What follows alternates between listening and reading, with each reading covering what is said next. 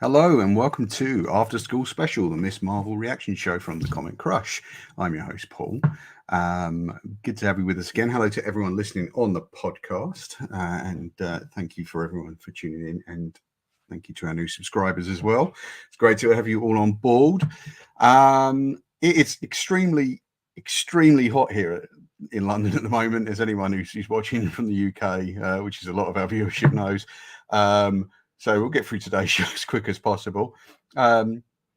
Joining us, as always, is Liz. Hello. Hello. How you doing? Yeah, doing well. Good. How are you, Paul? Yeah, just dying in this heat. Well, not dying. I actually really enjoy the heat, but it's just a bit uncomfortable doing it in a room where I've got to close the windows for a little while. But it's good. Not fun. Good. No, definitely not. How's the weather in Massachusetts, Liz? It is really nice actually. It's like not too hot, but pretty. It's like 70s. That sort of right. But not boiling like 80s and 90s. Oh, it's crazy here. I think this is the hottest day of the year so far. Bleh. So yeah, very stifling for us little pale-skinned Irish people. Lovely to see you as always. We've got a lot to talk about in today's show. This is talking about the episode Crushed of Miss Marvel. This was written by Kate Gritmon and directed by Mira Menon. The show is, of course, created by Bisha K. Ali. Liz, I really enjoyed this episode again. Like I'm kind of really digging this show more than some of the others, I have to say. Quite a restrained episode in terms of pulling back and looking at Kamala's family, which I quite liked. How about you? How did you feel about that? Yeah, I really felt like this episode, like, I of course I enjoyed the first episode, but I feel like this one, it's like, like it's really kind of hit a stride. I know, I now kind of know a little more what to expect from it, and it's really interesting. I love that it, as you said, it gets more into her family life and also her community life. Yeah. Sorry, please carry on. I'm just agreeing. It's a really interesting sort of, for somebody outside of that community, it's a really interesting look into it. And done quite charmingly. Like, I loved when we get to the part where she's describing all the different people at the mosque and, like breaking it down. It's like the mosque bros, the Illuminantes. And they were great. Hilarious, It's like Mean Girls. Right. So you just see that there's, like a culture within a culture, And again, it kind of it talks about that's kind of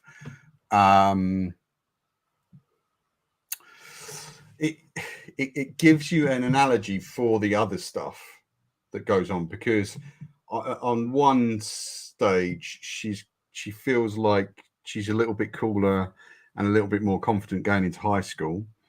But on this other stage, there's this other kind of almost high school kind of world happening where there are the cliques and the kind of set groups and things. I think the only difference is there really isn't one of those groups within her community that wouldn't in some way welcome her, whereas in high school it's a little bit more kind of ruthless sometimes, I think. Well, you can kind of see that she doesn't really seem to feel like she fits in into any of those those particular cliques or categories in either high school or within the community. Like she doesn't quite sort of fit into any particular niche. So, which is again, like, when you're in high school, there's a lot of people who felt that way, that they didn't quite fit into, one thing or the other. And, it's an analogy, I think. It's like it seems to be working quite well. I like this new sort of crush that she's got. The title of the episode, as I mentioned at the beginning, is called Crushed. I like that element of it. Although the moment I can't remember his name now, Cameron. Cameron arrives on the scene, I was just like, he's going to be dodgy. New guy at school, right after she gets her powers, dodgy. Now, my first thought with Cameron was that he was going to be working for damage control. I don't know what went through your mind there. I wasn't sure where they were going to go with it exactly. Right. But like you know, sorry, as you say, it did seem rather fortuitous that he just happened to turn up, you know. and he takes a keen interest in her, which I you feel a bit let down by when it turns out to be what it is, which we'll get to later on, because you're kind of always rooting for her to be having success, whether it's in like little teenage romance or in school or whatever. But all the while, you know that Bruno's pining for her. Poor Bruno. Mm-hmm. I felt for poor Bruno. Poor guy. Yeah. So but I don't know. I mean, there's this whole thing now with them kind of spending loads of time together to discover her powers and work those out. I loved that whole sequence. That was great. That worked really well, I thought. And of course, gives the audience a bit more of a grasp of what her powers actually are. Right. Because we did see she did get the kind of stretchy powers of assault. They only seem to work for one half of her body. Like it's only it only seems to work for the hand that the bracelet is on, right? Like the arm. Well, I don't know. I don't know about that. Like, I hadn't actually noticed that. So I thought it did. They said, I could be wrong. Because Bruno even says, like, oh, well, the energy, isn't True. from the bracelet; it's from within you. Mm. So I think she just, obviously she doesn't really know how to use it yet. As is very evidenced by the fact that she kind of has to go through a lot of trial and error to get it to work at all, and then she also starts losing control of it at very inopportune moments. Which I thought was very kind of funny and clever. When she's in school and all of a sudden her nose starts glowing.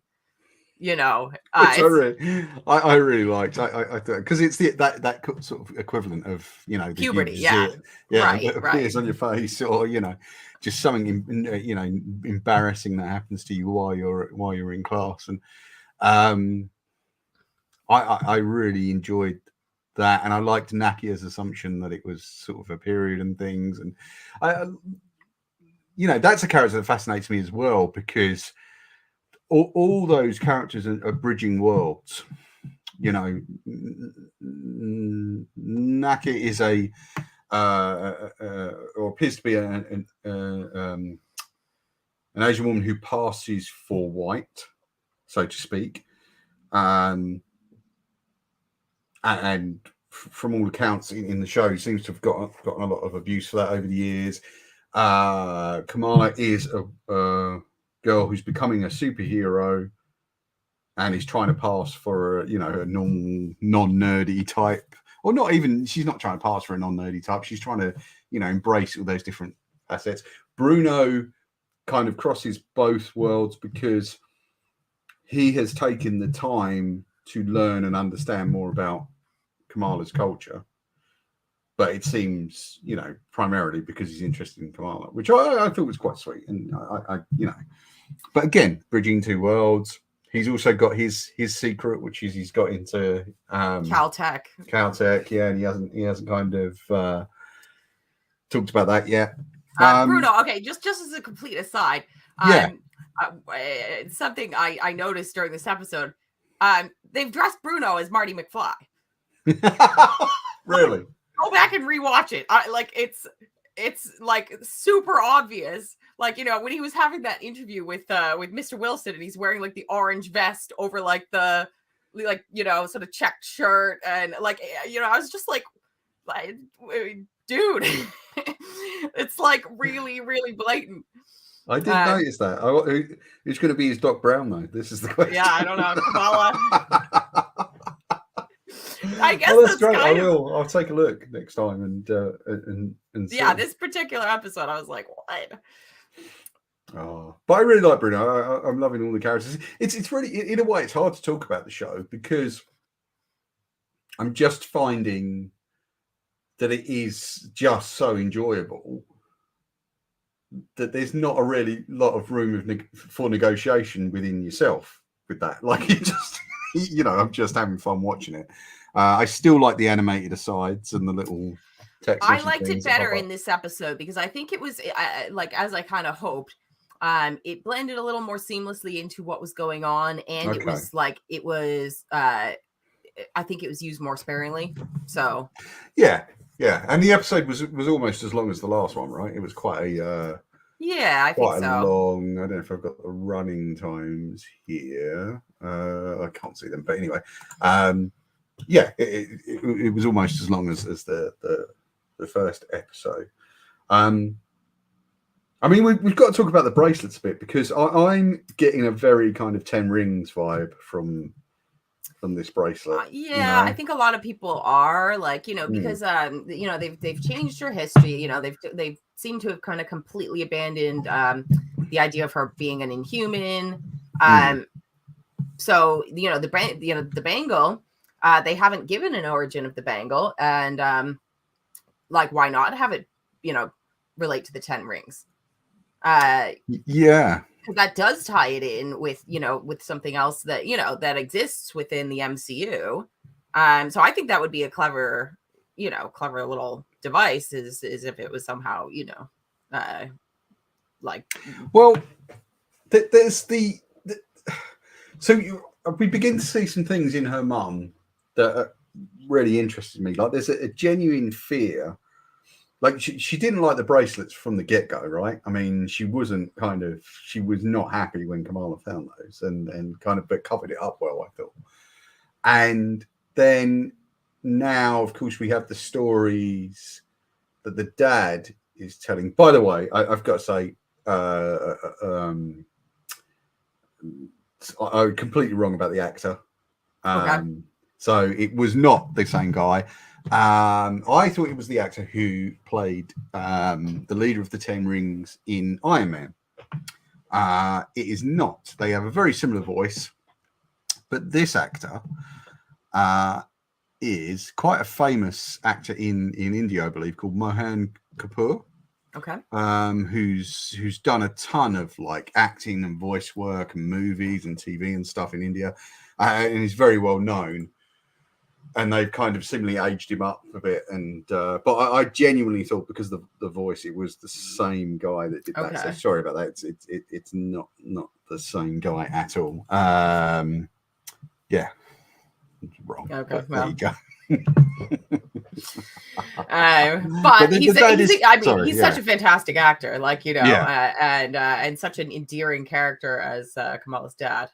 And I think of the two of them, the one who's more seemingly ready to kind of let her kind of be who she wants to be. Yeah, and, despite the Hulk thing the week before, whereas the mother is a little more restrictive, but I think she's restrictive for very different reasons, because she knows there's something out there kind of waiting for Kamala, and I think obviously it's got to do with that bracelet. And her grandmother wouldn't talk about the bracelet. No, she said, "Oh, your mother will be angry with me if I tell you." Like, and yeah, so it really seems like there is kind of this cover up about the great grandmother. Yeah. So it's now kind of becoming more and more clear that the great grandmother is the one who had the powers. The dad's Kamala's dad's story about the little girl on the train, who was the great grandmother, following a trail of stars, would lead you to believe that she was using the bracelet, she had the powers, and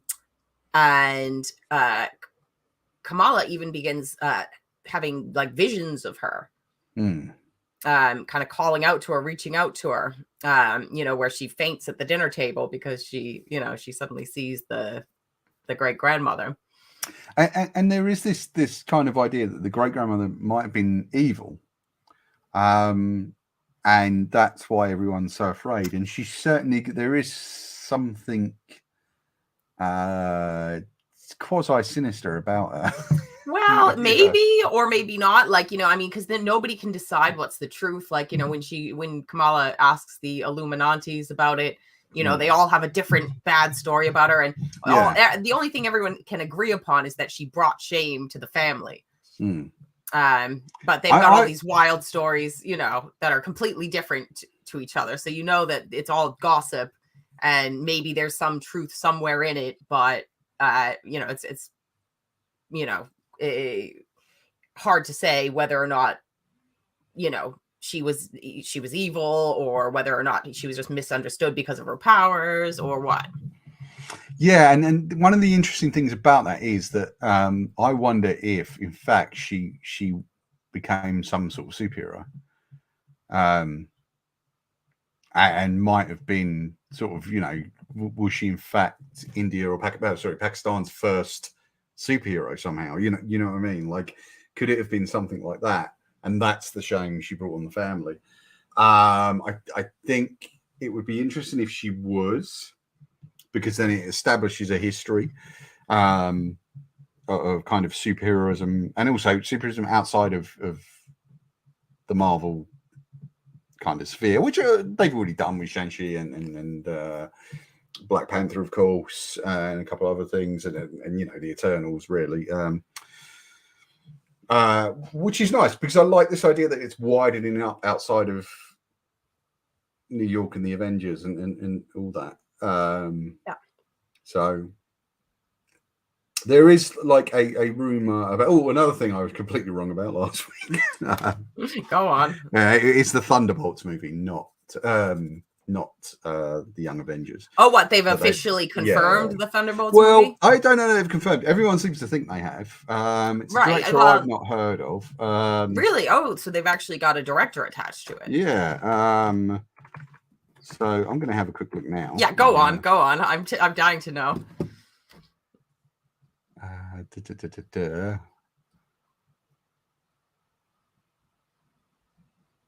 Yeah, a guy called Jake Schreier.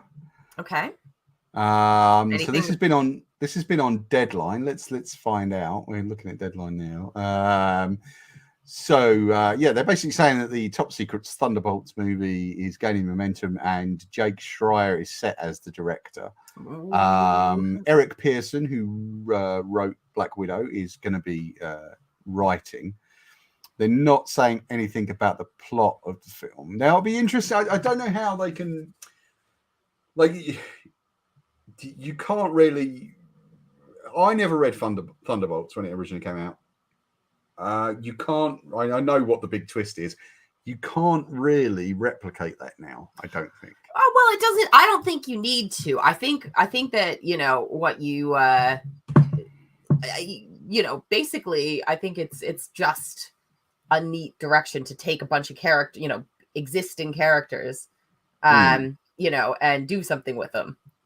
I just think it's such a neat idea, like, to kind of take these,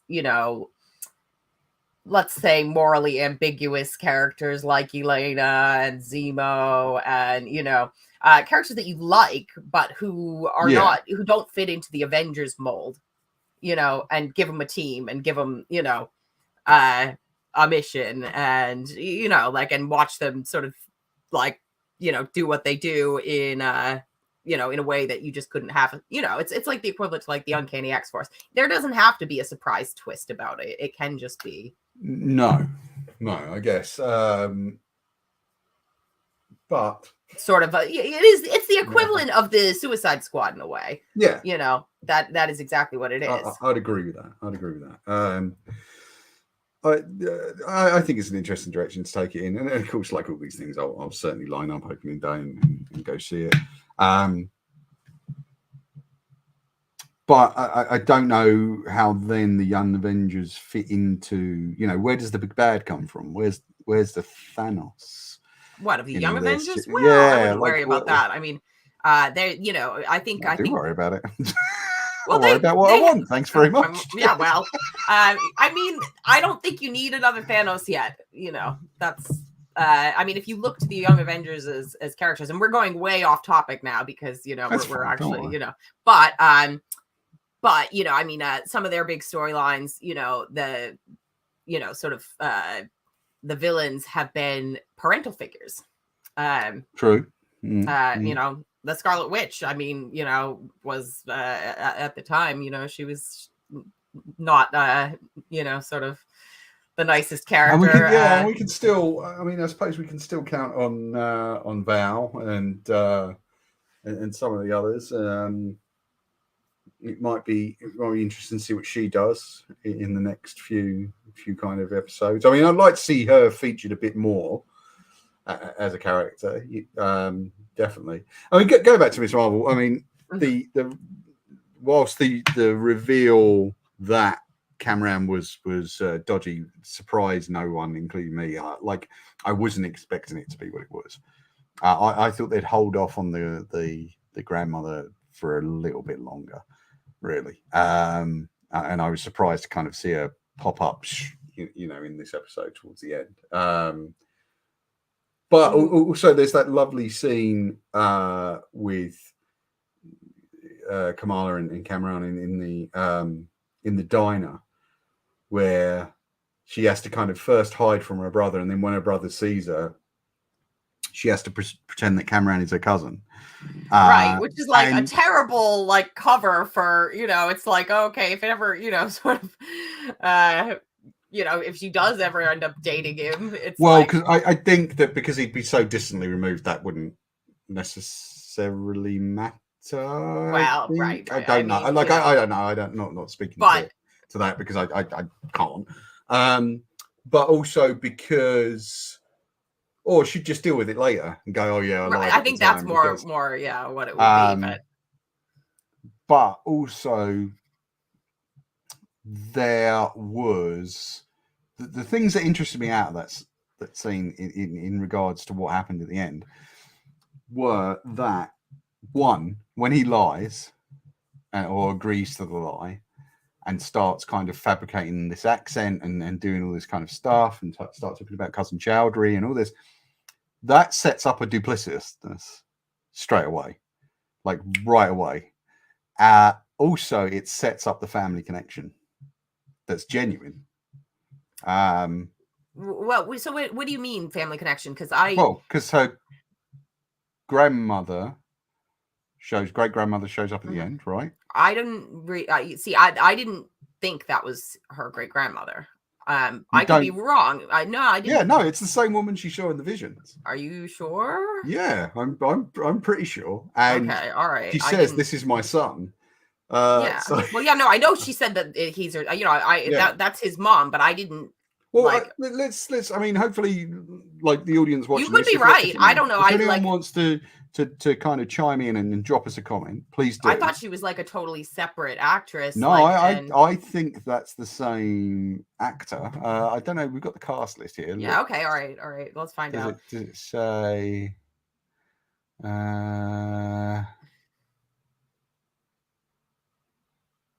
Right. So she's played by an actress called Nima Abusha.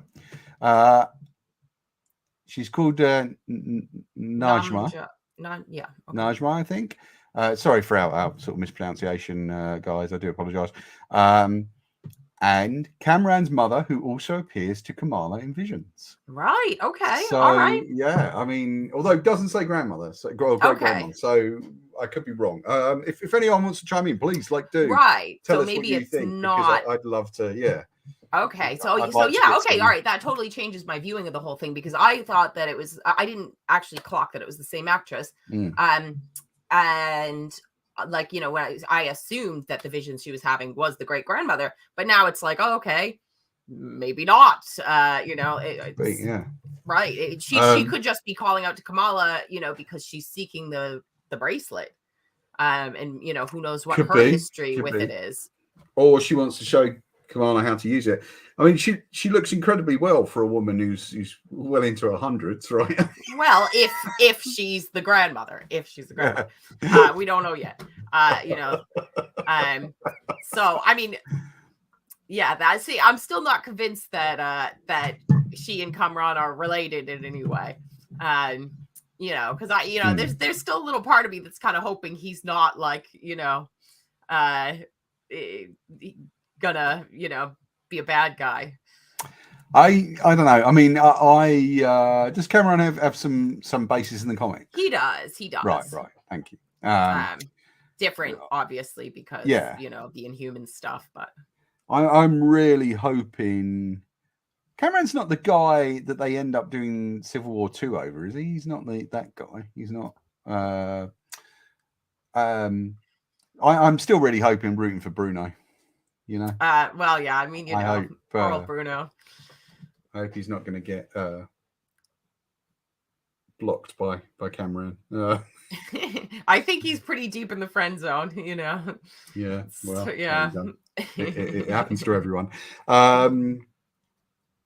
But yeah, I'm kind of rooting for him. I think it'll be a nice kind of little thing. And of course, we have Cleary and Diva from Damage Control, as you said last week, who are now Diva seems the more sinister of the two. She's really kind of right. Like she's the bad cop. Like because the male officer, I can't remember his name. What was it?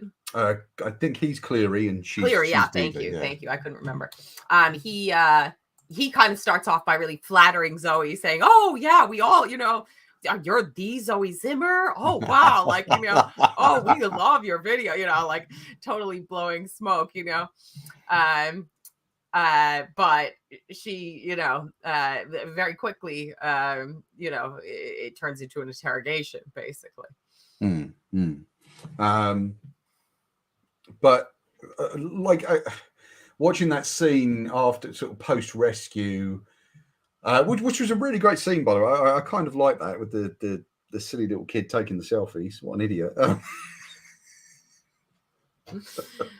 Yeah, and so then Kamala kind of bungles the whole thing too. Like at first she seems like everyone's clapping and cheering, and then she drops the kid. Yeah. And he probably does get hurt. Like she certainly saved his life, but it looked like it. Yeah, it's a lot better off than just dropping straight down from that height.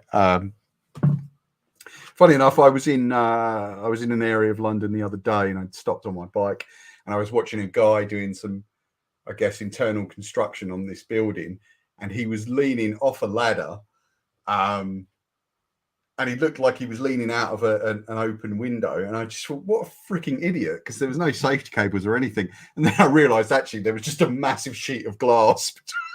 Like the window was there. Right. It was so clean you couldn't see it. It was just it's a window. So I thought I was going to get a live action moment where a guy just went window.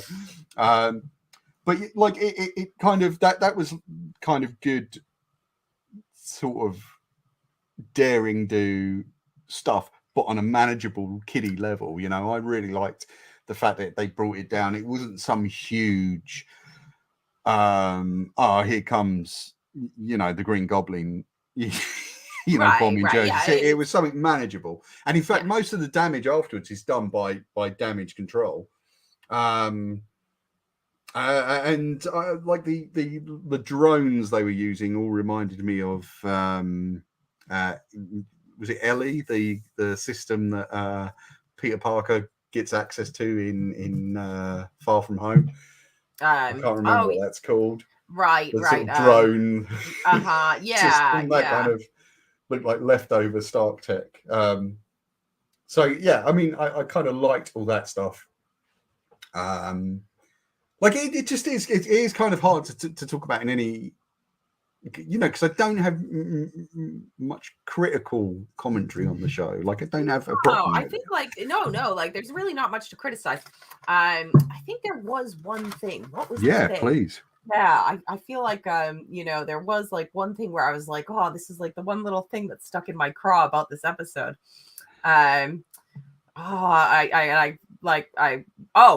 That's what it was. It's the fact that she changed into her costume before rescuing the kid. Well, she didn't want anyone on the street to recognize her, no, right? But I mean, the kid's gonna fall out the window. I mean, so she was wearing like the robes and everything. So I was like, okay, like, maybe she must have been wearing the costume under the robes.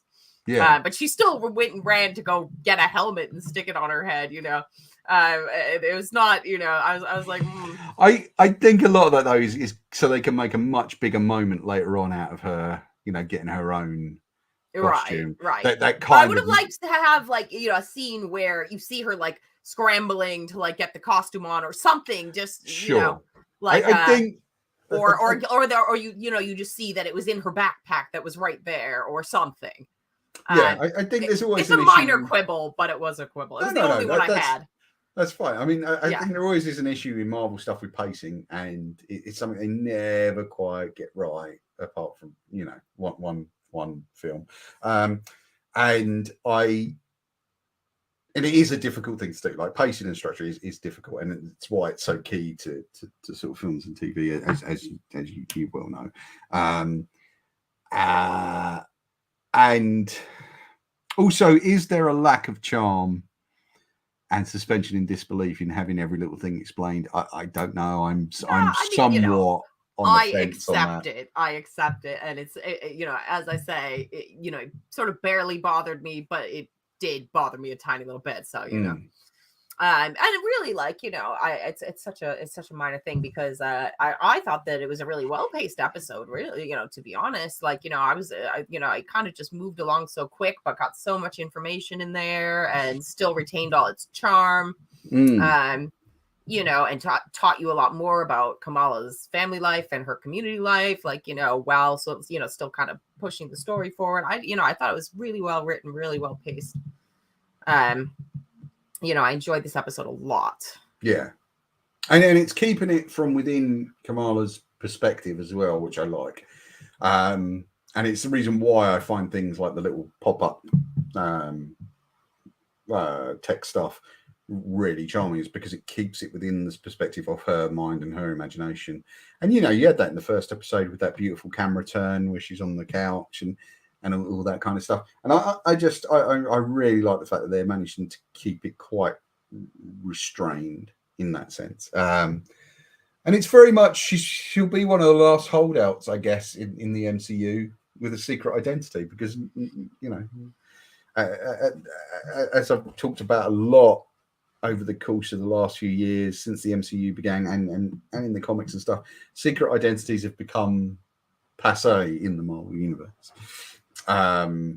They don't. I mean, can we think of anyone who still has one? Spider-Man. Yeah. Well, yeah, but that's it. And he only has one because he went through some massive trauma to get there.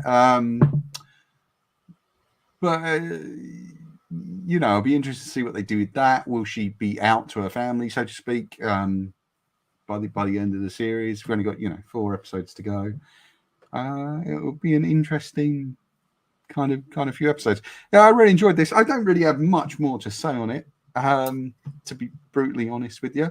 I'm trying to think if there's anything else we can sort of just fire off quickly and talk about. Okay, I did want to mention please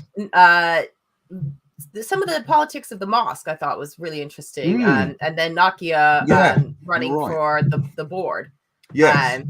I because that's an insight that if you're outside of that community, you wouldn't know these little nuances, like the fact that actually it seems as though the men are being treated better than the women, insofar as their section of the mosque is falling apart and dilapidated, and completely, yeah. And their shoes are getting stolen. Yeah, that's crazy. But also, that is kind of a way of saying, well, it's New York. Yeah, but basically, there's nothing New York set up for whereas these are all preventable things, and nobody's done anything about it. Yeah, it'll be fun if that's Kamala's one of her first sort of superhero cases is trying to find Nakia's shoes. Yeah, it doesn't sound likely. Yeah, I really liked. I like those elements, and they are kind of to do with not being given full reign of your identity, so to speak. You know what I mean? Like of who you are and your own kind of sense of agency and stuff. And I really like that. No, you're absolutely right to bring that up. Thank you. Yeah, I've really, really enjoying the show. Even though, again, not target audience, but I don't care. I don't think you fun. have to be, you know. I think it's very accessible, you know. We've all been to high school. We've all, you know, sort of had crushes, had, you know, awkward, you know, sort of puberty moments at school. And as we talked about in the last episode, you know, there are things in it you can identify with. So, you know, certainly a lot of kind of soft drama for us adults, and maybe a bit of high drama for any teenagers. I'd love to get the opinion of actual kind of teenagers watching this. Do you know what I mean? Like, I'd love to know how they feel about the show. But I don't really know, you know, any teenage. So I'd like to see their kind of opinions on that sort of stuff. I mean, I'm sure it's like, you know, I mean, you could just, you know, go on Tumblr or something, and, you know, you'd probably see a lot of reaction. I don't think cruising for teenagers on Tumblr is really something I want to do. Yeah, well, no, I'm just saying, you know, you don't, if you were really curious what teenagers thought of it, you could go and. I mean, I'm not that fucking curious. Just saying. I mean, it's, you know, the information is out there, Paul, you know. But yeah, really enjoying the show. Really enjoyed it. Still enjoying Obi-Wan as well.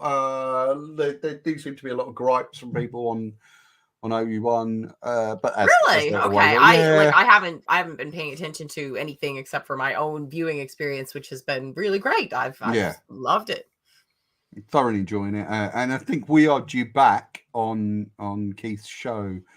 What episode was this? 4 or 5? 5, yeah. So 5. So I think next week we might be popping up twice. Wow, in places. Yeah. Because I'll talk to Mr. Isles about that. Yeah, so we could be popping up on that show if our stars and schedules all align. So look for us on that. I'd love to pop up on it again and just talk about the kind of end and where we've got to on that show if Keith wants to have us on. But he's certainly doing a great show on Let's See What's Out There, which you should take a look at, about Obi-Wan. He's doing that every week. I think his episode 5 one hasn't gone up yet, but it will go up any day now. And you should check out his channel, Home Media Minefield. It is really good. Yep. Think that's it from us. More shows coming up soon. Jurassic World, I think Rob and I are recording tomorrow. You should certainly take a look at that. Rob's got some interesting opinions about Jurassic World. I've got his review sort of in the bank. He's doing some very good film reviews for the Comic Crush at the moment, and his one on Jurassic World was good. He's done some great stuff on Sundance 2022, the London Sundance Film Festival. That's all on the website now. Please do take a look at his reviews because they're really good. Really intelligent stuff. He comes up with some great insights. Of course, do take a look at Lizzie's website, lizziejordan.com. There's good stuff on there, and definitely worth looking at. And all the kind of archival reviews are well worth jumping into. You can follow Liz at Lizzie Jordan right there on Twitter. You can follow the Comic Crush at the Comic Crush. You can see that right there, or you can follow me at Comic Crush Paul. Also on Twitter and Insta and all that stuff. Find us on Facebook. Check out the Patreon, please, and do check out the website because that the web shop rather, that helps keep us going and allows me to do stuff like this. And I could always use the support. And again, thank you. We got a bunch of new subscribers, and I really want to thank you guys for tuning in. Brian was pleased to see us back. Brian Bullen was very happy to see us back. Brian, we're happy to be back. Hi, Brian. After this, it's Thor, I think, is the next thing we do. And then after that, hopefully She-Hulk. And then I don't know if we get like a big break then. I don't know if there's anything for sort of September. I don't think there is. I've got some exciting stuff coming up in September. most importantly, a holiday. I'm really looking forward to that. You can also catch me at Gosh Comics and Liz at That's entertainment. I was getting there. Taking your time. Taking your time. Oh well, it's my goddamn show. I'll take all the time I need. All the time I need. That's Entertainment in Worcester, Massachusetts. Very fine store, and definitely worth taking a look at there. I think that's it, guys. I think we're done now. It's been fun. Thank you very much for watching and listening. I hope you're enjoying the podcast. Do drop us a line to let us know if you're enjoying the show. If you're not, you can drop us a line too. But, you know, be nice. Liz, farewell to you. See you next week. See you next week. Or later this week. I guess we'll be doing Keith's show. Double duty, Liz. Right. Double yep. duty. Yeah. A whole lot to talk about. Just when I thought I couldn't get enough of you. Thanks for tuning in, guys. We'll catch you next time.